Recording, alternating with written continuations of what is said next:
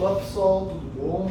Eu sou o Rafael Varanda, hoje eu vou estar dando o Fuja Teórico de Mecânica A. A gente está no período do primeiro semestre, então é para oferecimento, mas o conteúdo é exatamente igual ao oferecimento regular do segundo semestre. Bom, esse é o Fuja da P1, a matéria que principalmente cai, né, na verdade exclusivamente, é de estática. Estática, honestamente, a parte um pouco mais simples de maquiar no sentido físico, mas dá bastante trabalho na hora de modelar os problemas, né? Então, é uma das provas que assim, é importante durante o curso modelar bem, porque daqui pra frente as coisas tendem a piorar um pouco, piorar de outros jeitos, mas enfim, quando você chegar em dinâmica, se você não tiver com uma base bem estabelecida de mecânica, de estática, você vai acabar tendo alguns problemas.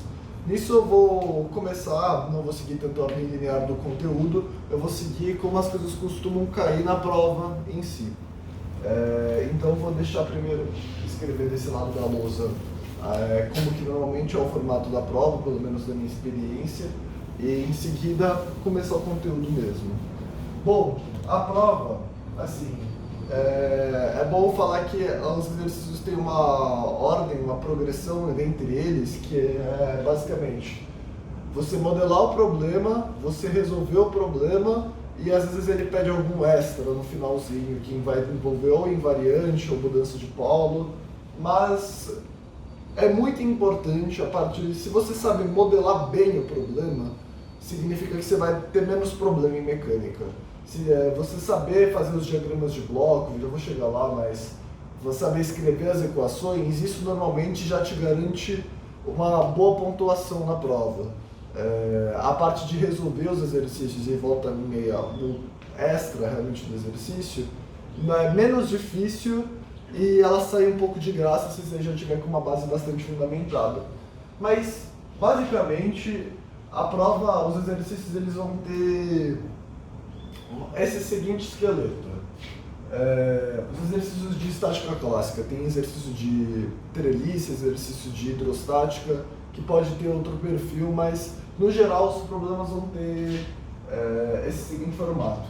Na questão A, essa caneta não está funcionando, vamos pegar outra aqui. Na questão A, eles vão pedir para você calcular o centro de massa.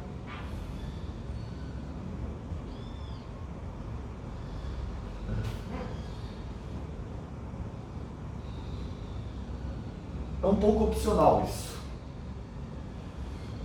Qual que é a grande coisa sobre você calcular o centro de massa? Na verdade, nem necessariamente vai ser o centro de massa por si só, mas às vezes vai ter uma placa que vai ter um formato um pouco diferente e você tem que saber calcular onde está o centro de massa dessa placa para conseguir fazer a força-peso dentro desse centro de massa.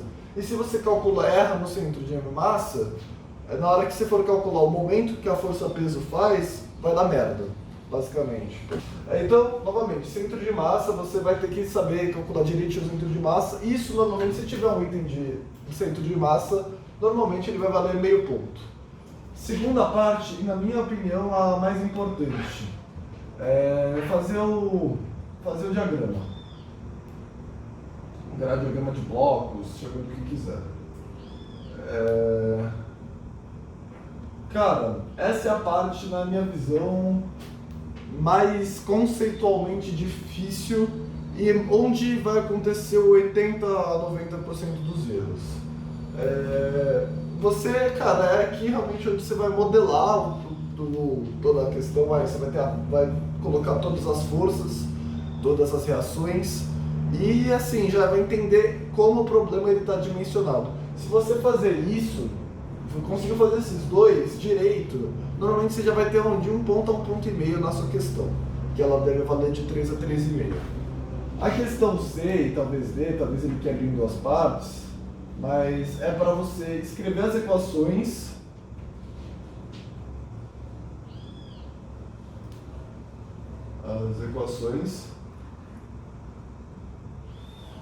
e resolvê-las.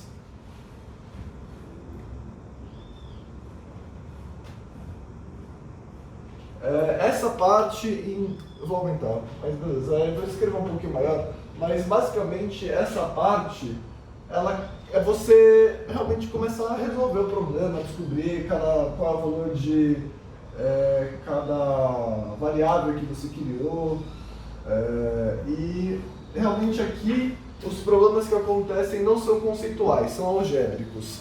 Você vai fazer muita conta aqui. Então vai ter muito produto vetorial, vai dar um trabalho realmente fazer essa parte. E o D vai ser normalmente alguma coisa mais opcional, que vai ter relação com mudança de polo,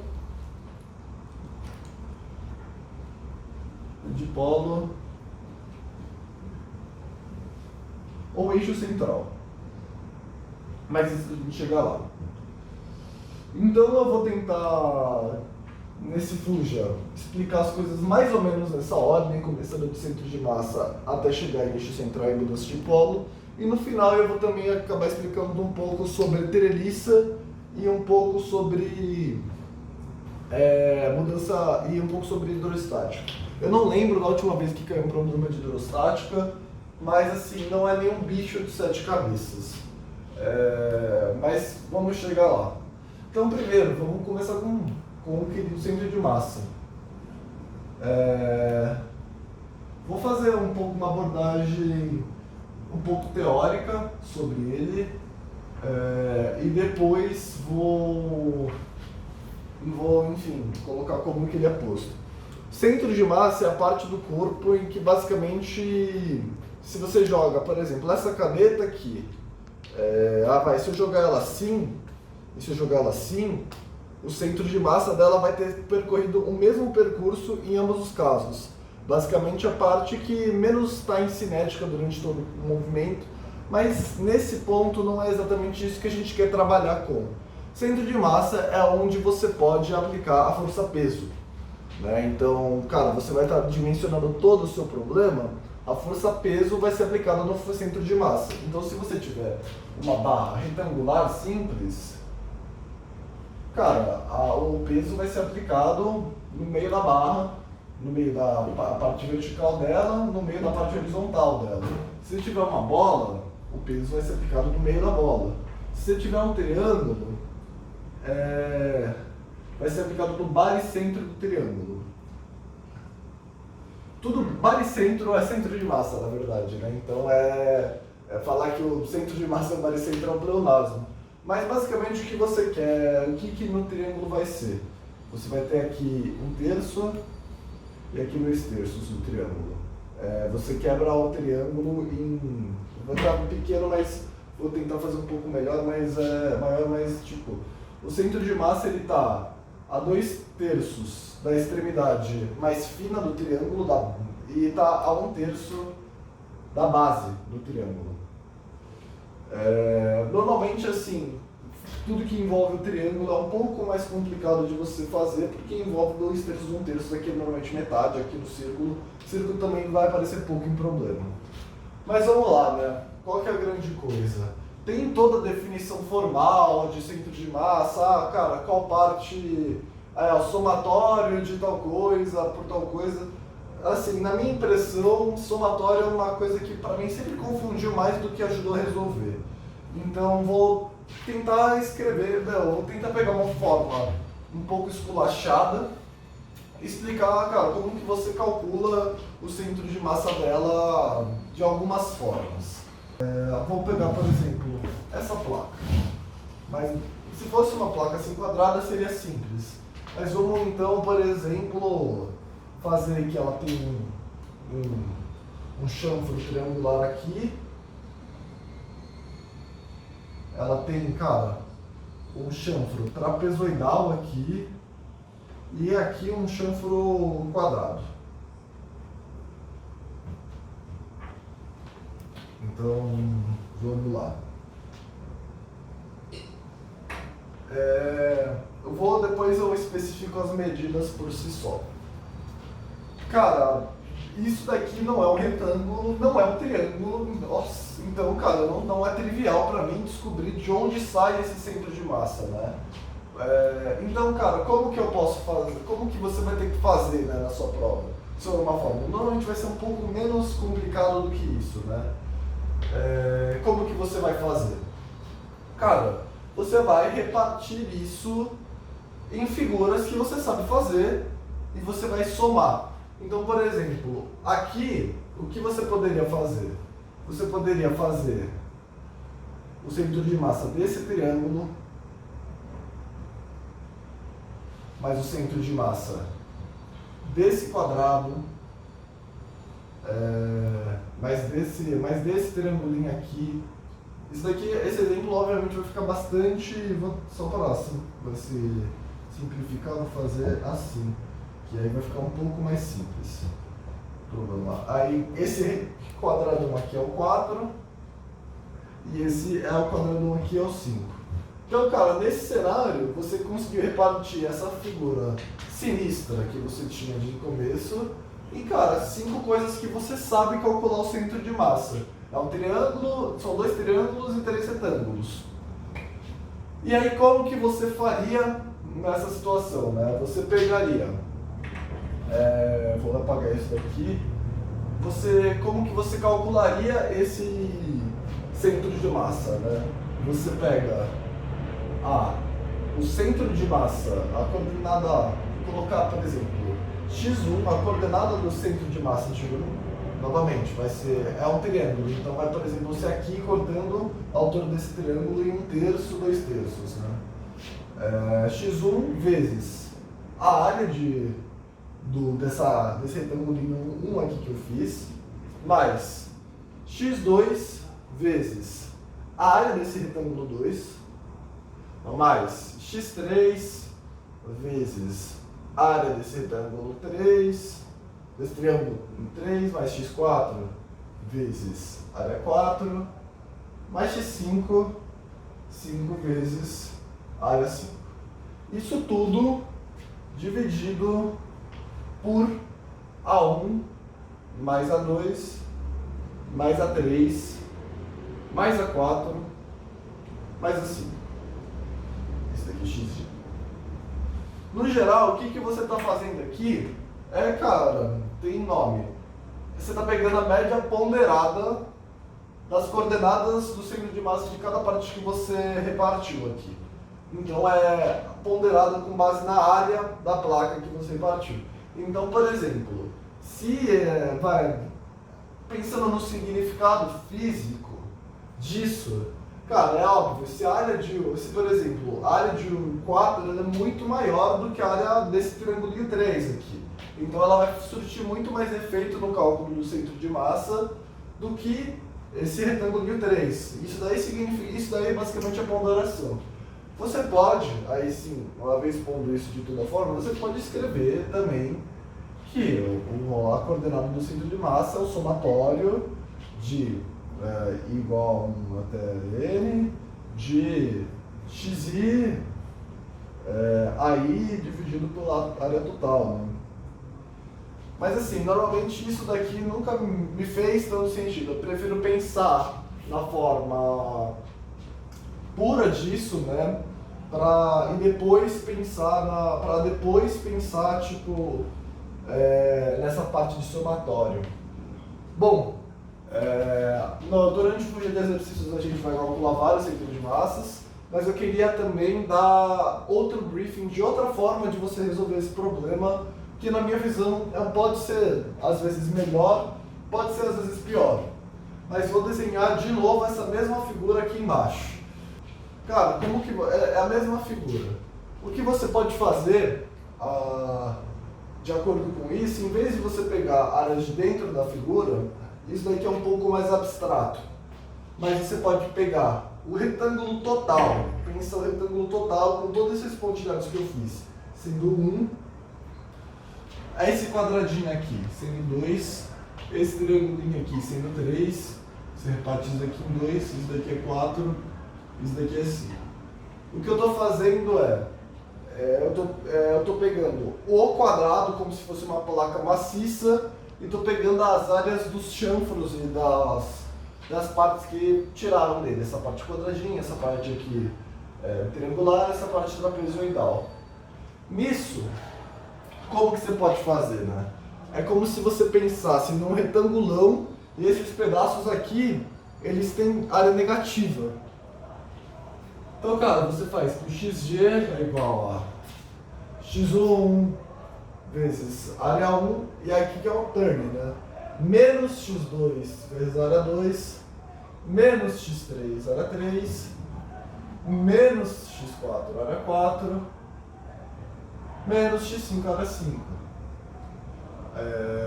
Vale a pena fazer uma ressalva de que eu reparti esse trapézio num retângulo e num triângulo, porque é mais simples. Tem uma fórmula, se vocês forem ver nos slides, já tem material, existe uma fórmula pronta para você calcular o centro de massa de um trapézio, mas assim, acho cagada normalmente, faz retângulo, triângulo, sai de graça, é menos uma fórmula que você tem que decorar. E aí aqui você coloca no denominador área 1 menos área 2 menos área 3 menos área 4 menos área 5. Isso é outro método de você fazer o centro de massa. Assim, no geral, não tem muito segredo. Você vai calcular o centro de massa e vai ser normalmente o meio ponto mais simples do exercício. Mas tem que ser feito com muita cautela e muito cuidado, porque, cara, normalmente, se você errar aí, na hora que você for fazer o momento da força-peso, você vai tomar dorzinha de cabeça. Então, vou apagar essa parte aqui de introdução e colocar a parte 2, que é o diagrama de blocos.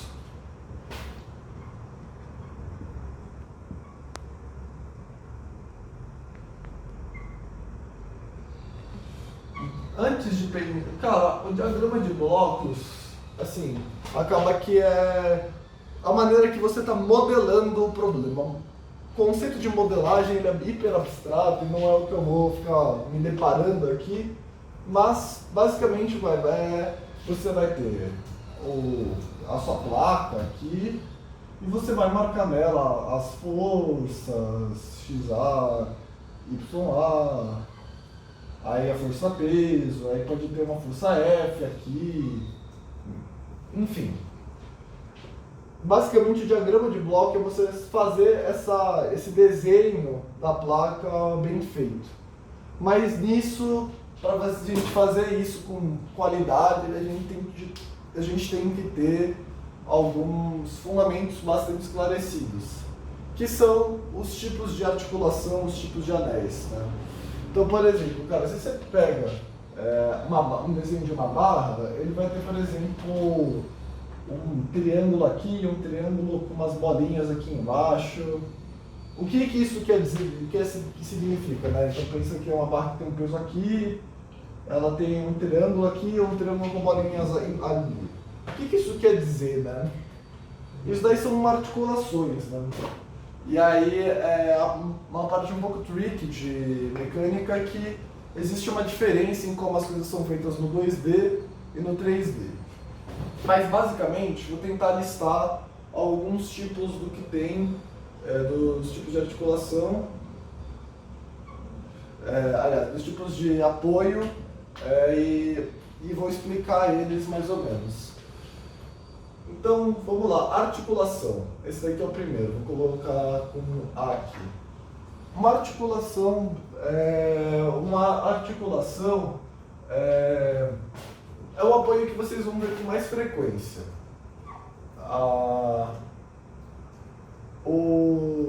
Então, qual que é o grande ponto dele? Ele não vai realizar momento, ele vai realizar na verdade, enfim, vou tentar colocar, eu vou falar como é fisicamente e depois como é no método de você resolver exercício. Fisicamente, uma articulação ela te dá uma reação sem um componente de momento, numa direção que você não conhece, no sentido que você não conhece e com uma intensidade que você não conhece. Então, cara, essa articulação ela pode estar fazendo uma força assim, nesse sentido, pode estar fazendo uma força assim, em outra direção, em outro sentido, com um módulo gigantesco, com um módulo pequeno. Isso vai variar.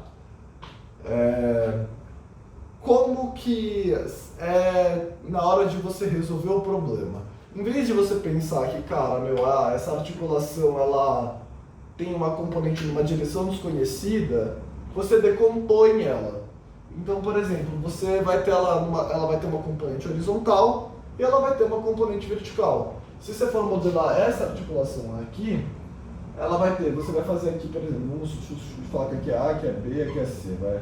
Você vai ter aqui um YA e um XA, né? Fazer um pouco maior.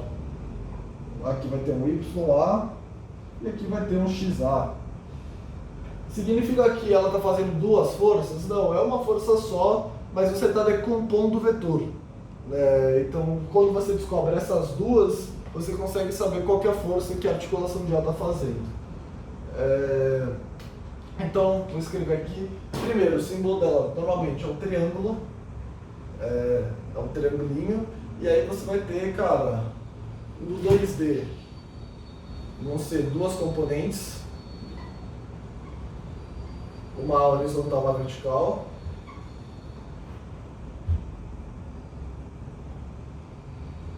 E no 3D você vai ter três componentes. Vou escrever comp e tom. Bom, segunda mais importante, apoio simples.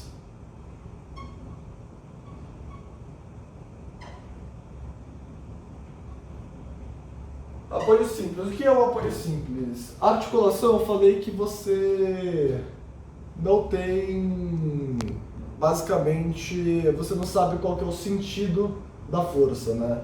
No apoio simples, você sabe a direção da força, você não sabe o sentido e você não sabe o módulo.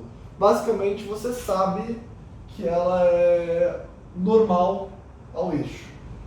Então, por exemplo, se tiver um apoio simples assim, ela vai ter uma força assim. E aqui nesse exemplo, a força é para cima, né? Porque ela está no eixo da barra, né? Então, basicamente, ele vai ter uma direção normal ao plano que ele está estabelecido. E nisso, na hora de você modelar isso, é simples. Você só coloca, por exemplo, aqui o que seria uma YC. Né? Então, eu vou colocar ela, normalmente, ela é representada com esse triangulinho, com umas bolinhas embaixo. Mas, basicamente, então, apoio simples, uma componente normal à barra. C vai ser engaste. O que é um engaste? Cara, fazer uma barra aqui.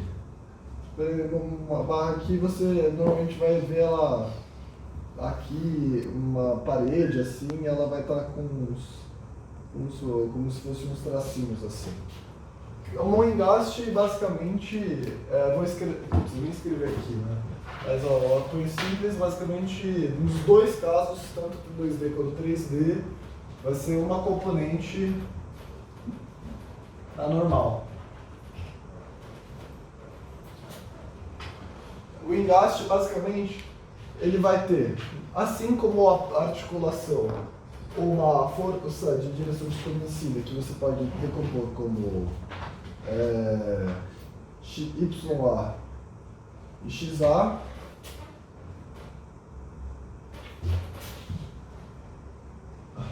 Mas além disso, você vai ter um MA, você vai ter um momento.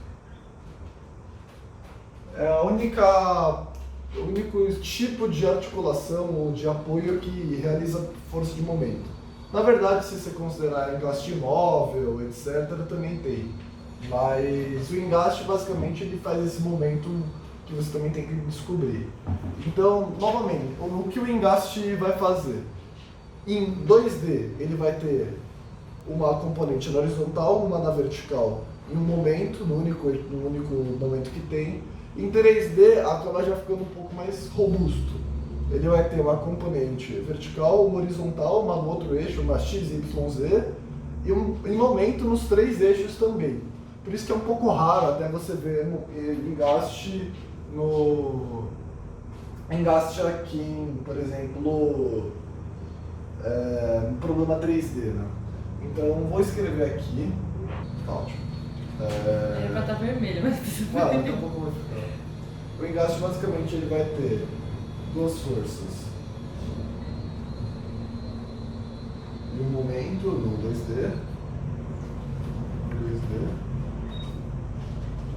E três forças e três momentos, coloquei FN aqui no 3D. A última que vale a pena de coração ser mencionada é o anel.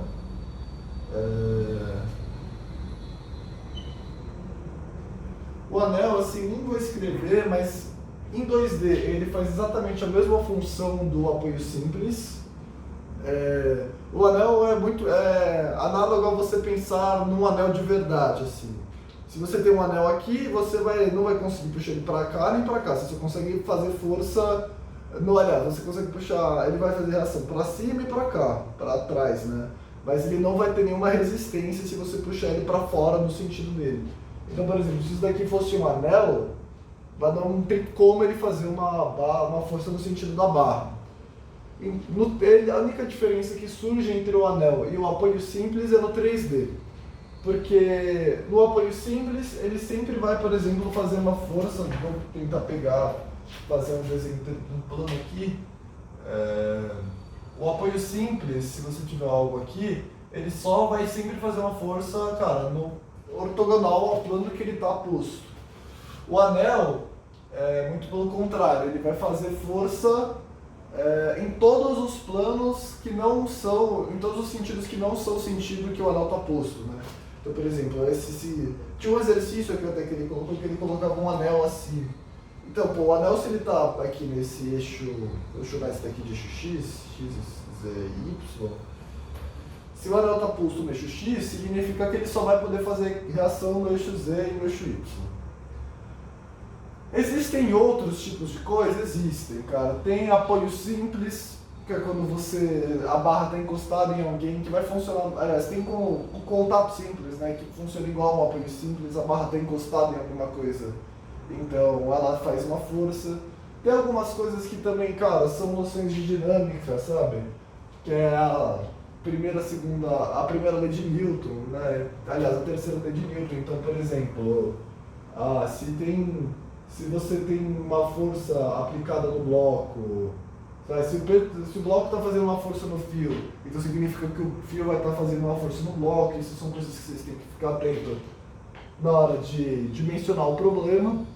Mas a última parte que, assim, verdadeiramente não é trivial, não que isso seja trivial, mas é uma parte que é difícil um pouco de sacar, são barras de treliça. Eu escrevi aqui.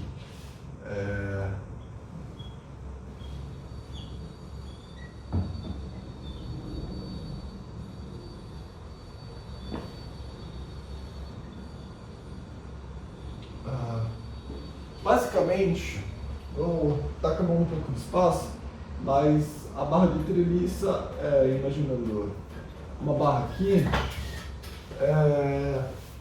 ela vai ser uma barra posta no problema. E qual que é a questão? Se essa barra não tiver nenhum esforço no meio dela, seja uma outra barra articulada, seja um fio no meio, seja uma força aplicada, a barra de treliça ela só vai ter componentes de força no sentido dela. Então, por exemplo, se for uma barra de treliça na horizontal, não tem nenhum esforço intermediário, você sabe que nas pontas dela só vão ter esforços no sentido dela. Podem ser de compressão, como se eles fossem apertar a barra, e podem ser esforços de tração, que é como eu desenhei aqui. Você está puxando a barra e tentando esticar ela, né? Tudo isso que eu coloquei, agora vou apagar isso daqui. Isso daí são coisas que, cara, quando ele te der um problema, você vai ter que conseguir modelar, sabe? Isso daí, e novamente, assim, mecânica é uma matéria muito pouco teórica, assim, tem que fazer exercício. Mas basicamente com tudo isso, você vai ter as ferramentas necessárias para quando ele te der um problema, você conseguir marcar as forças e conseguir fazer um bom diagrama de blocos. Então, por exemplo, seja em 3D, seja em 2D, então, por exemplo, você tem uma barra de aqui, etc. Por exemplo, uma barra assim, Aí você tem uma articulação aqui, um apoio aqui e uma barra de treliça, né, vindo de trás aqui. Cara, como que você vai fazer? Esse daqui imaginando que tem um eixo assim, né? Vamos fazer a barra de treliça em outro sentido só para ficar mais significante. Então você tem basicamente aqui, ó, Z, X e Y, vai. Basicamente com isso daqui você vai conseguir modelar esse problema se tornando um negócio mais assim, né? Então você tem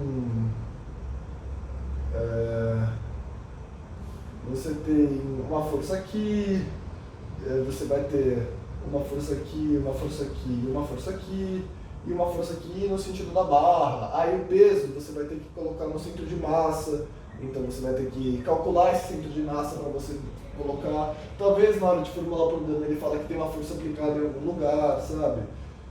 Então, por exemplo, se eu chamar aqui de A, aqui de B e aqui de C. Então significa que aqui vai ter um ZB, aqui vai ter um XA, YA e ZA, e aqui vai ter uma força de treliça vinda em C, né? E com isso, cara, você vai conseguir de coração modelar todo o problema e resolver ele, né? E por isso que entender tudo isso, entender cara, articulação em 3D, onde ela faz força. Cara, pode ser que, ele deu um negócio que seja um pouco sinistro no meio da prova, então ele vai falar, cara, o engaste móvel. Cara, o que é um engaste móvel? Ele não falou esse exemplo, mas aí você tem que pensar, não, é um engaste, só que ele não faz componente de força em tal sentido. Ou é tipo um apoio com uma articulação que só faz nesses dois sentidos. Aí tem que realmente... O jeito de você ficar fera nisso fazendo 500 exercícios, não tem muito jeito. E daí vai, né? Então, fazer o diagrama de bloco, cara, não tem muito segredo, é fazer exaustivamente. Também outra coisa que pode dificultar, que é o que fizeram no exercício, cara, dar uma barra de treliça que não tá ou no eixo X, ou no eixo Y, nem no eixo Z. Ela tá nos três. Mas, por ser uma barra de treliça, você sabe que tem uma relação de proporção entre a força... Enfim, a força dela vai ser no sentido da barra, então vai ter uma proporção entre a componente do eixo X, Y e Z. Isso é difícil, mas assim, isso é exaustivamente ficar resolvendo o problema até, cara, isso meio que encaixar na cabeça. E nisso tem a terceira parte que, na verdade, é até um pouco breve de explicar, que são as equações.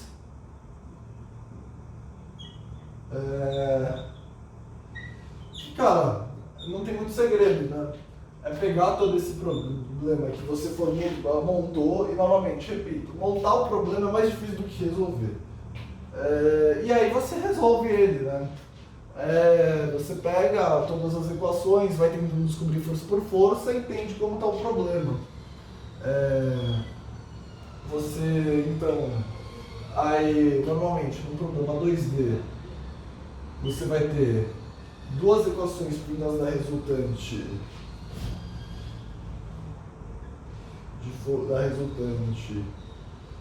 e uma equação de vinda de momento. E em 3D você vai ter três forças vindas de resultante e três vindas de momento.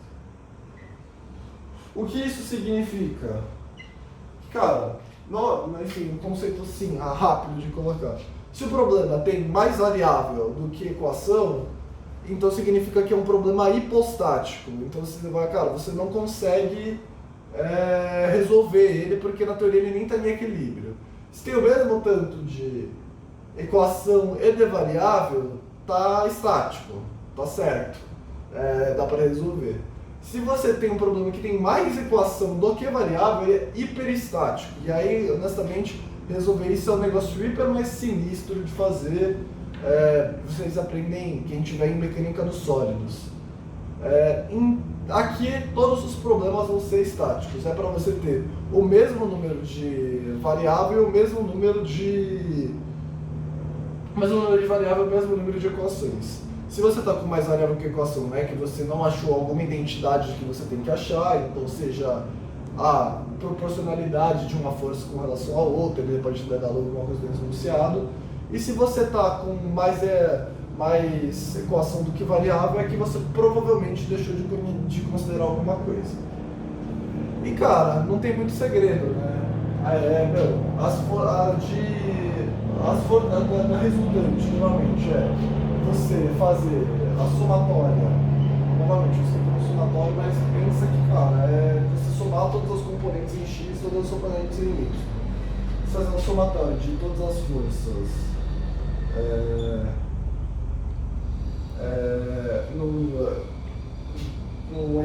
num eixo determinado, isso tem que dar zero. Então, por exemplo, nesse daqui, você tem que ZB mais menos o peso tem que dar zero.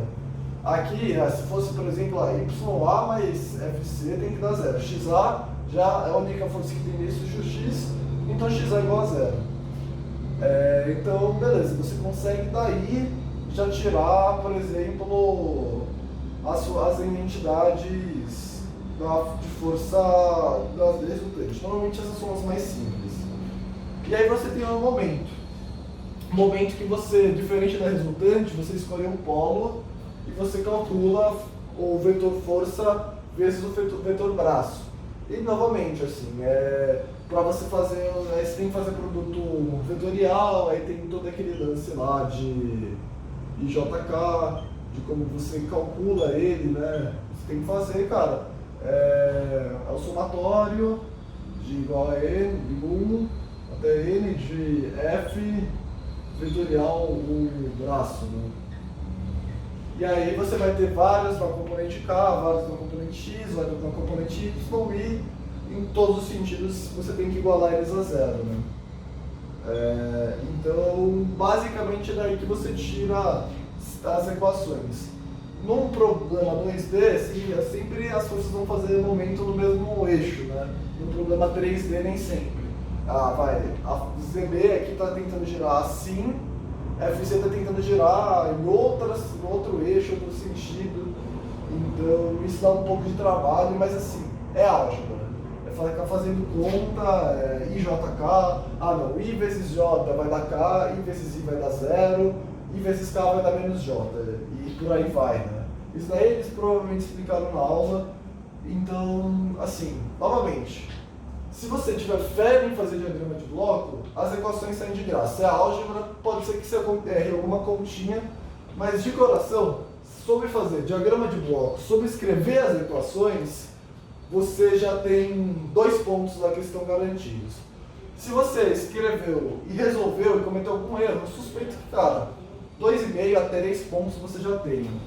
E nisso, você chega à parte final, normalmente, da questão. Que, cara, ele vai pedir para você resolver, às vezes ele pode parar por aí, falar, ó, cara, resolveu, joia. Mas assim, normalmente ele vai querer te testar um pouco e tentar, sabe, fazer um item 4 valendo meio ponto para, assim, para você exercitar isso, né? Mas não é difícil, vamos lá, né?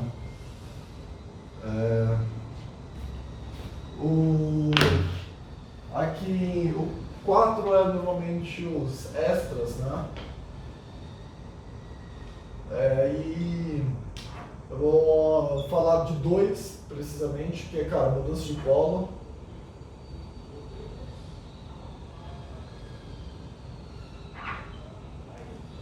E eixo central. Cara, mudança de polo basicamente como eu falei, no momento você calcula de acordo com o polo. Ele vai falar, no enunciado talvez, ele fale para você calcular, olha, calcula o momento em relação ao polo A.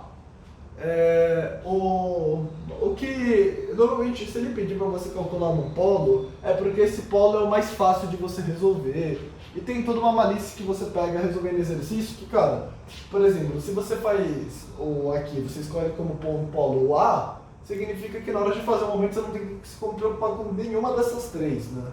Então é uma boa ideia você começar pelo A. Mas o que ele pode falar é, ó, cara, calcula no A e aí no item B ele fala, olha, então agora calcula o momento em relação ao ponto B, mas por mudança de polo. E tem a força da mudança de polo, que é, se eu não me engano, o MD é igual a MO mais O menos D vezes a resultante. Então voltando aqui, você está fazendo uma fórmula de mudança de polo. Essa daqui é a identidade. Como que é, né? Ah, pô, você está querendo calcular, imagina, você calculou o momento no polo O, você quer calcular o momento no polo B. Aí essa é a equação que você tem que seguir. Pô, o que é esse O menos D, né? Pra mim, eu sempre me confundi bastante nisso. O menos D é basicamente o vetor que sai de O e vai para D. Basicamente é isso. E aí esse vetor que sai de O e vai para D, vetorial a resultante. Não tem muito segredo aqui, sabe? É você saber aplicar essa fórmula e exercitar bem isso. E às vezes isso pode se misturar com o eixo central, né? Que é uma coisa um pouco mais complicadinha por si só. Mas vou explicar o eixo central, que acho que as duas coisas ficam mais unidas quando você calcula. Cara, eixo central é basicamente, você nunca vai ser, calcule o eixo central. Esse é um vocábulo que nunca vi aparecer em prova. Normalmente aparece muito mais de um jeito, fala pra mim se esse sistema pode ser simplificado a uma única força. Então, o que isso significa, né? Significa que, cara, existe um eixo central no sistema em que o momento é zero. Isso daqui, uma coisa implica a outra, na verdade, né? Mas, enfim, eu vou explicar o que isso quer dizer. Bom, basicamente, quando ele falar sobre eixo central, uma das coisas que você vai ter que calcular é o invariante. O invariante, ele é o momento em qualquer polo produto escalar da resultante. O que normalmente ele vai te pedir é, cara, esse seu sistema ele pode ser simplificado a uma única força, e isso só é verdade se esse invariante for igual a zero.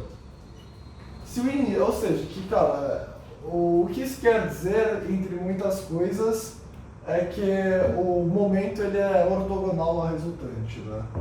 Mas isso é um pouco mais abstrato. Então, ok, se esse é o invariante deu igual a zero, daí o que isso advém? Que existe um eixo central em que o momento vai ser sempre zero. E aí você vai ter que fazer, usando mudança de polo, você vai ter que encontrar esse momento. Então você sabe que, basicamente, entre muitas coisas, vai ser zero, igual ao momento que você encontrou, mais esse vetor de um ponto que você não conhece, do vetorial R, vai ter que ser, e aí você vai ter essa igualdade. E aí esse ponto, na teoria, vai ser só a única coisa, esse vetor, na verdade, né? Então esse daqui, se você desprender, vai ser 0 igual a M0 mais o vetor de braço, vetorial resultante. Então, cara, você vai meio que achar as coisas para conseguir estabelecer e descobrir qual que é o momento, qual que é o ponto do polo central. E se você descobrir isso, assim, isso num exercício hiper escroto, ele pode pedir para você desenhar o eixo central. E isso, na verdade, aí é você usar o sistema de vetor da própria álgebra linear, né? Então você vai ter um ponto que você vai descobrir assim, então a O vai ser igual a equação da eta, né? Então você vai ter um ponto mais lambda vezes um vetor, né? Então D, tal coisa. E nisso você consegue tracejar o eixo central. Depois eu vou, agora, enfim, passando toda essa parte, eu vou depois passar para uma parte de extra, falar um pouco de trelice a parte hidrostática. Vou explicar um pouco mais essa parte de eixo central, agora não na lousa, mas mais olhando próprios slides da aula.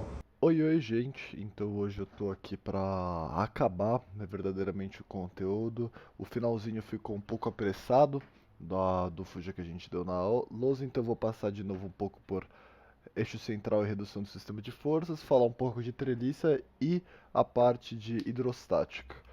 Novamente, então, gente, só explicando, essa parte de treliça, aliás, de estudo de eixo de forças, isso daqui é a parte mais importante dela, né?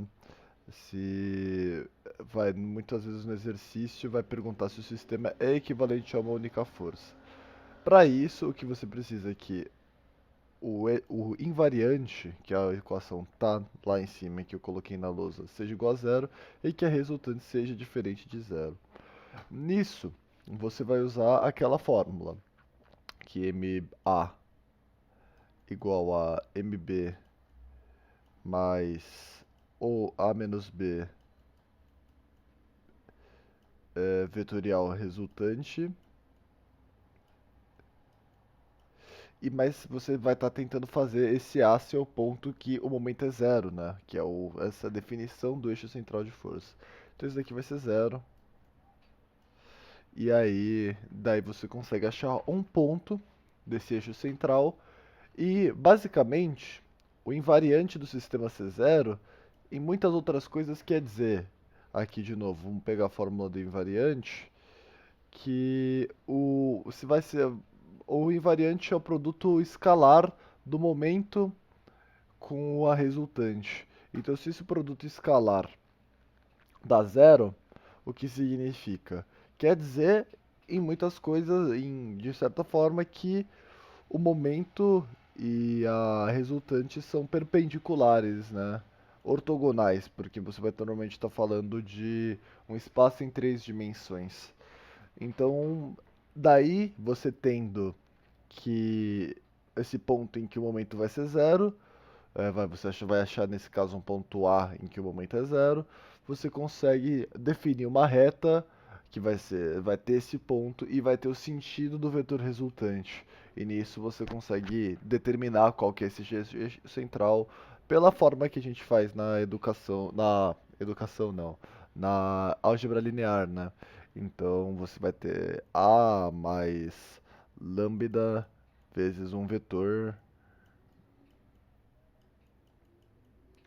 que nesse caso vai ser o da resultante, o sentido da resultante. Você pode usar o próprio vetor resultante, você pode simplificar ele para um vetor unitário.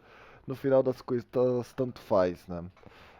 Nisso, se ele pedir no exercício muito complicado, o que você vai ter que fazer é você vai ter que achar a intersecção dessa reta, às vezes com algum ponto da barra. Aí nisso você vai ter alguma coordenada da barra, etc. E daí as coisas saem. Mas isso não, enfim, basicamente isso. Os slides da disciplina eles são bastante completos.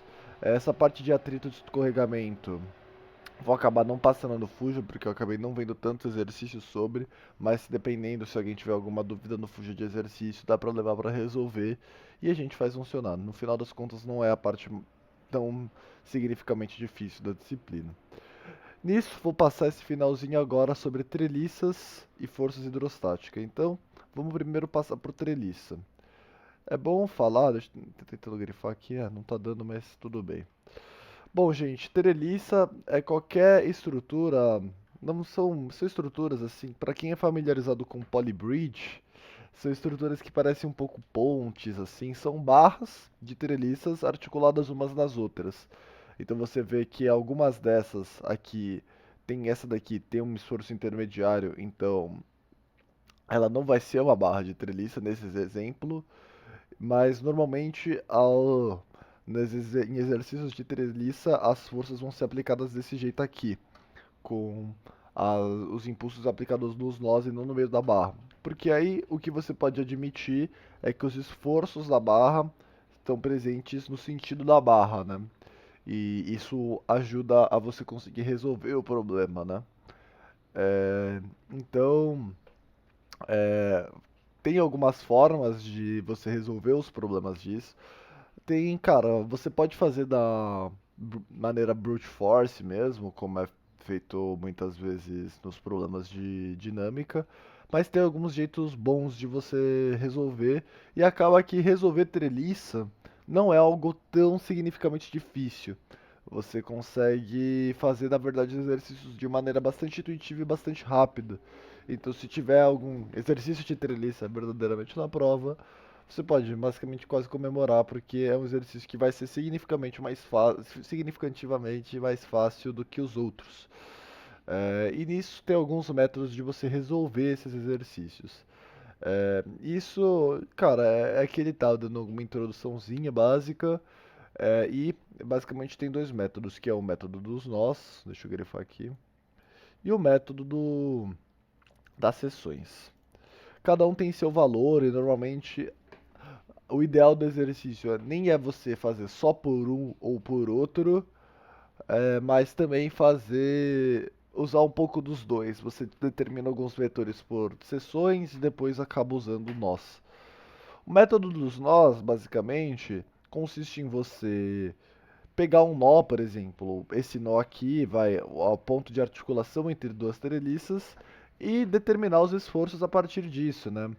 Então você tá pegando esse nó aqui, que vai ter, por exemplo, 10p, 10p, aqui vai ter uma força para cá e aqui vai ter uma força para cá, e nisso você sabe que a resultante tem que ser igual a zero e, portanto, as coisas tem que você vai conseguir uma igualdade para descobrir essas forças. Principalmente num nó, se for um nó que tiver duas forças que você conhece e duas forças que você desconhece, normalmente você vai conseguir já traçar essa força, descobrir essa força. Por exemplo, você sabe que a componente vertical desse TF vai ter que ser igual a esse 10p. Então, se você sabe esse ângulo, basicamente você descobre qual que é o TF y, o TF de verdade, e com isso você já consegue descobrir esse TDF por causa dessa componente aqui. Nesse caso aqui, por exemplo, você não conseguiria descobrir qual que é, porque, poxa, você tem três forças que você não conhece e só uma que você conhece. Então você ficaria um pouco preso na hora de resolver esse exercício. Mas cabe você também analisar os nós que você consegue verdadeiramente tirar conclusões objetivas. Às vezes, se tiver um nó que tem uma força P aqui, putz, fiz muito na borda, vou fazer aqui, ó. Se tem um nó que vai ter uma força aqui, uma força aqui de TA e uma força aqui de TB, nesse daqui você também não consegue tirar nenhuma conclusão, porque pode ser que TA seja gigante, TB seja pequeno, pode ser que você tenha invertido sem querer o sentido de algum, porque você assume tração normalmente, e aí às vezes você está assumindo a barra está sendo comprimida, então você tem que fazer com muita cautela. Aqui ele tá resolvendo aquele exemplo, né, desse daqui, e para mostrar de como é, né? Então, por exemplo, nesse exemplo aqui, as dois são articulados, né? Esse TF é o mesmo TF daqui, então ele descobre, por meio desse nó, essas duas igualdades. Ele descobrindo o TF aqui, ele consegue descobrir esses dois vetores. Ele está os resolvendo agora exclusivamente por método dos nós. O método das sessões, ele funciona mais para quando você tem uma estrutura um pouco maior e, cara, você não sabe muito por onde começar. Nisso, cara, por exemplo, se você tiver uma estrutura como essa aqui, poxa, por qual nó eu começo, por qual nó eu faço? Imagina que não tem esses esforços intermediários aqui, que eles acabam brincando, acabam atrapalhando um pouco. Nisso, o que você pode fazer você pode cortar como se fosse assim, essa barra. Você tem que achar um corte em que você consegue cortar no máximo três barras, assim. Então, por exemplo, você tem essa barra e essa barra. Você está cortando três barras e tem esse pedaço aqui, que está sendo cortado. Eu acho que é justamente esse pedaço que ele desenhou, exatamente. E nisso agora você tem basicamente um sistema que como se fosse um sistema mecânico mesmo, que tem três forças e você vai ter três equações, que é o momento, a resultante em y e a resultante em x. E nisso você consegue descobrir essas três forças na lata, né? De um jeito mais rápido, na minha visão. Principalmente quanto mais complexa a estrutura, mas são as ocasiões em que você vai conseguir achar um corte desse e conseguir achar essas forças do jeito do método das seções. Mas assim, novamente, eu acho que o melhor método é você usar o método das seções, descobrir algumas forças, e daí você tá com essas três forças descobertas, vira muito mais fácil você conseguir descobrir essas outras, né? Você vai, né? Esse problema é o mesmo desse, né? Você ter esse TCE, TDE e TF-DF já descobertos, então significa que você já vai ter esse nó resolvido. Então aí você vai chegar nesse nó com já uma força descoberta, você vai chegar nesse nó com duas dessas forças descobertas, e aí você consegue já ir conseguindo resolver todo o exercício. E por fim, vou falar um pouco de força hidrostática. Força hidrostática, sim, não é um negócio que eu nunca vi muitos exercícios sobre. É uma coisa que você acaba também trabalhando um pouco mais, não exatamente assim, nas matérias de resistência dos materiais, mas qual é o grande ponto? É sobre você ter uma força distribuída numa barra ou numa superfície. Em PF são várias vezes que você vê alguma coisa assim, né? Uma força sendo distribuída numa barra que fala, ela tem 5 kN por metro. Então, e aí vamos supor que isso daqui é 1 metro, né? E aí perdão a caligrafia, gente, eu tô fazendo no mouse, mas isso daqui é 5 kN por metro e isso daqui é 1 metro. Então, nisso você pode simplificar essa barra para uma força, enfim, a fins de resolução, principalmente da parte estática, você pode simplificar essa força por uma força aplicada no meio de 5 kilonewtons. Se fossem 2 metros aqui, 2 metros seria uma força no meio de 10 kilonewtons, porque, enfim, é uma força distribuída. E, e a grande coisa nessa circunstância é você conseguir, para resolver o problema, simplificar um problema, uma questão em que está sendo aplicada uma força distribuída como uma força pontual, porque aí para você resolver o sistema fica muito mais fácil. Sabe? Os efeitos físicos não são os mesmos, isso você acaba aprendendo em mecânica dos sólidos, resistência dos materiais, mas para esse ponto da matéria o mais interessante é você conseguir, cara, resolver essa questão conseguir simplificar essa força para conseguir modelar o sistema. Então, por exemplo, nesse exemplo aqui, cara, você tem um triângulo e você quer saber onde esse ponto de força seria aplicado, né? Acaba que você pegar, por exemplo, no eixo desse lado B aqui, um pouco saltam os olhos que, cara, vai ser no meio aqui dessa barra, né? Por causa que é simétrico, então tem metade pra cá, metade pra cá. E aqui, como que você vai saber, por exemplo, onde é aplicado nesse eixo Z, né? Se você considerar esse eixo Z. Onde vai ser esse Zzinho aqui com relação a esse H? Nesse desenho, o que ele está fazendo essa é a força pontual, essa flecha verde aqui, vou dar um zoom para vocês. Essa flecha verde aqui é a força pontual que ele está simplificando, e essa área azul seria, na verdade, toda a força distribuída. E cara, nesse caso não tem tanto segredo por causa que, novamente, vira um pouco parecido com calcular centro de massa. Porque é isso daqui vira um triângulo que é, você achar o baricentro dele tem a proporção de 2/3 para 1/3, né? Então, se você. Tanto é que ele chega aqui que C menos P0 é 2/3 de H. Então, esse Zzinho aqui, ele tá descendo 2/3 no ponto é, por causa do baricentro do triângulo. E nesses casos, você acaba tendo que se acostumar, e verdadeiramente o grande desafio é simplificar essa força, mas nesse ponto, assim, ajuda um pouco, pelo menos pra mim, pensar em centro de massa. Cara, se isso daqui fosse um retângulo, obviamente seria no meio, né? Se isso daqui é um triângulo, vai ser da proporção de 1/3 para 2/3, que é o que ele chegou aqui. Se for outra forma, Aí normalmente assim, aí seria mais complicado verdadeiramente de você descobrir, mas todos os exercícios que eu vi já disso, ou eram essas duas formas, ou eram derivadas dessas duas formas. E aí você usa aquela mesma lógica do centro de massa. Então, gente, é basicamente isso que eu queria falar, mais dessa parte 2 do Fuja. E nisso, umas dicas que eu dou muito para a prova é, cara, mecânica é uma matéria que a teoria por si só não basta.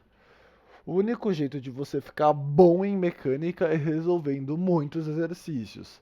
Porque aí você vai se deparar com situações da qual você não está acostumado ou acostumada e aí você vai ter que batutar. Pô, o que que eu faço daqui pra frente, né? Por exemplo, ó, eu lembro que numa prova que eu fiz, era uma estrutura de treliça, das quais, assim, não tinha em nenhum lugar um lugar que se conseguia cortar 3 barras. Ou você cortava 2 barras, ou você cortava 4 barras. E eu lembro que na hora eu falei, ué, o que que eu faço daqui, né? Na verdade, assim, eles sempre vão conseguir dar um jeito de te surpreender na hora da prova. Mas quanto mais bagagem de exercício você tem, primeiro que é mais chance de você ter já visto isso em algum lugar, e segundo que você começa a entender um pouco mais a lógica desse negócio e começa a ficar um pouco mais intuitivo. E daí as coisas vai. Aí você percebe, pô, eu acho que eu posso cortar 2 barras aqui, eu vou ter 3 equações para duas barras, mas deve dar. Ou se tá só 2 barras, então eu vou fazer única e exclusivamente pelo método dos nós, porque eu não tô confortável para fazer no método das sessões. E aí vai, né? Na verdade, esse exercício nem foi na prova de mecânica, foi na prova de mecânica dos sólidos que você acaba tendo essa parte de treliça de novo. Então, gente, assim, tem bastante teoria. Eu recomendo muito olhar os slides, que o material didático da disciplina é muito bom. Isso é uma coisa que, principalmente, normalmente a gente não dá o merecido valor. O, o material didático de mecânica A é muito incrível, então dá pra você entender muita coisa.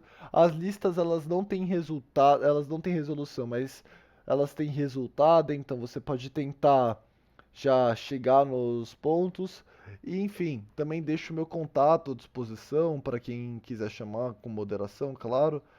Esse é meu número, sou monitor da disciplina no mês semestre de 2024. Se alguém estiver vendo esse vídeo em 2025, provavelmente não vou saber mais tão bem a matéria, mas posso tentar ajudar também. E nisso, fico à disposição para ajudar. Óbvio que com moderação, eu também tenho minhas disciplinas para fazer e etc. E também convido vocês todos a virem no Fuja de Exercícios, que nisso a gente consegue aplicar muito desses conceitos. Ainda não está com data marcada, provavelmente vai, enfim, depende um pouco de conseguirem reservar as salas, mas nesse caso tá tranquilo, eu convido todos a virem, que aí a gente verdadeiramente aplica um pouco desses conceitos, principalmente dos problemas mais clássicos de mecânica, né, de estática, que é pegar uma placa e conseguir traçar as equações, pegar uma barra, conseguir fazer, e por aí vai. Então, gente, muito obrigado pela atenção, forte abraço. Falou!